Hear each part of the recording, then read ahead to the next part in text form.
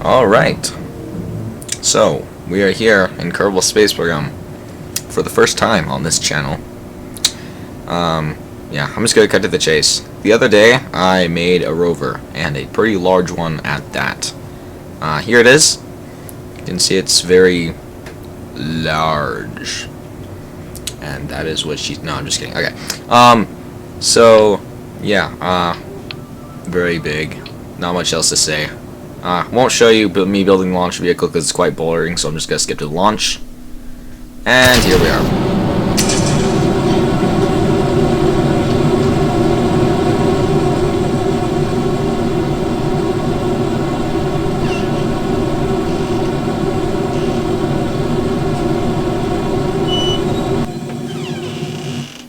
Yep, pretty successful so far.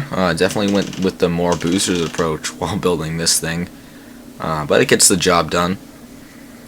Well, not entirely, but you'll just have to wait and find out what I'm talking about there. But you won't have to wait long. You see here, we're about to stage our outermost boosters. They separate but crash and destroy one of the other boosters. I'm sure we didn't need that. But we were still able to make it orbit, so all is well. Pretty basic ascent profile here. Not much else to talk about that.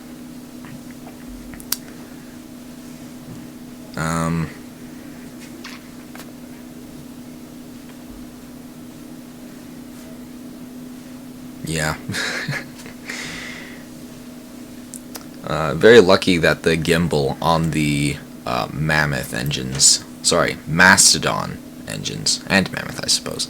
The gimbal is actually quite well, and so they can counteract the force of the unbalanced boosters, so it all works out.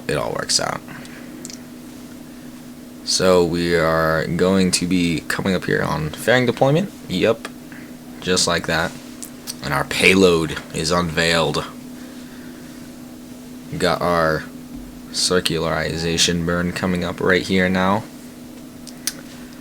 Not bad, not bad. Thrust to weight ratio ends up being pretty decent for this rocket. Even with those side boosters gone. So we're gonna start up here, and now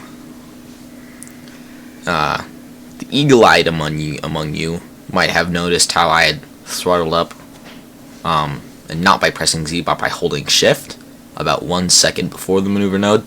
That's just good if your rocket might not like a sudden increase in acceleration. You can see here we just cross-faded across to our destination, which is Mohole. I decided not to show any of the interplanetary maneuvering because that was really boring, because I had some issues with transfer windows, and it took me like 3 hours. So the video would have been significantly longer had we have shown that. But yeah, we're just about right above the Mohole here, coming down more and more. You can see the surface now. Had to turn up the ambient light boost because it's at the pole, and this very mountainous terrain ended up blocking the sunlight. However, it's nothing our rover can't handle. The landing here ended up being quite precarious. The maneuverability was quite poor, despite the pretty decent gimbaling on the Rhino engine. And we smash our engine and the engine plate. But the rover itself is still in perfect working order. So we're just going to detach and roll away those sort of beam supports that helped us during launch to keep us stable. We're only attached on one side so that the rover could just drive away. Now we're going to detach the little nose piece here, and boop, got it. Spinning quite fast before smashing into the ground. Just gonna turn down the ambient light boost here. Since we are in the dark, our solar panels will not work, so I decided to steal the RTGs from our spent booster and just stick them on the rover using the very helpful new EVA construction. Little stumble there, but he's alright. So he's just gonna take those on, just weld them straight to the batteries. I feel like that's pretty realistic. You could just wire up some RTGs directly to the batteries. Not too bad. We're just gonna temporarily attach that one to the other one, so that it's in range. Then we'll just attach it to the other side so that it's symmetrical and nice. Also here, I made a little airlock type thing for the Kerbals. He did get bonked in the head, but Kerbals are quite resilient. Oh yeah, and a radio tower. So we have a surface scanner and 4 of those short-range relay dishes. They just fold on up. And our Kerbal can just get right back inside. Perfect. Just transfer him back into the hitchhiker storage container. And he's good to go. Airlock closed. So now we get to drive on over to the Mohole. The whole purpose of sending it here to Mohole. So we are just gonna speed on over there. The sun is now kind of in a decent position. Still not shining on us, but just a bit more time warp. And direct sunlight. Those solar panels will be more than enough, especially considering how close we are in proximity to the sun. So they'll be generating even more. So I doubt this thing will ever be lacking of electric charge. We're just going to come over this ridge effortlessly. Just like that. Ooh, bit of a hop, skip, and a jump right there. We're just going to come up real close, right up to the edge of the Mohole. And we're going to apply the brakes. Nice. Now we're just going to switch around the crew. You might have noticed that our pilot in the cupola module is Chad Kerman.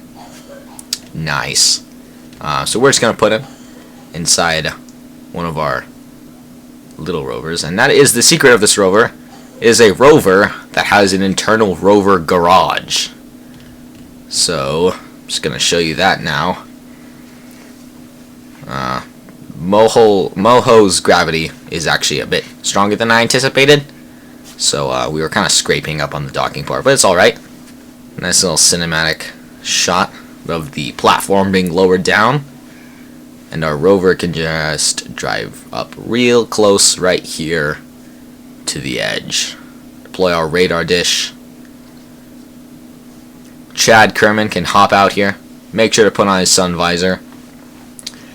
His jetpack is only just barely enough to get him from falling down deep into Mohole. Anyway, so he's just gonna hop on back in there. And for whatever reason, the engines didn't originally work. I actually had to manually activate those.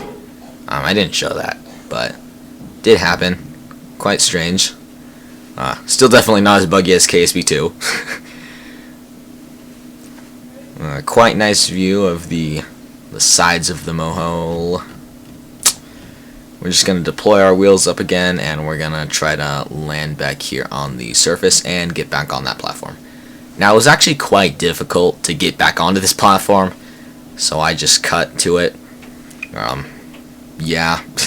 You might have noticed those little RCS thrusters. Those are to help us maneuver not only inside the garage, but also inside the... not on, inside, but on the elevating platform. So once we've got that, we're just going to retract the wheels of the rover and all the other rovers. You might have noticed that there are some other rovers in there. We have 3 of those exact rovers, and oh, what's this? There seems to be a little extra of the video after our mission is done.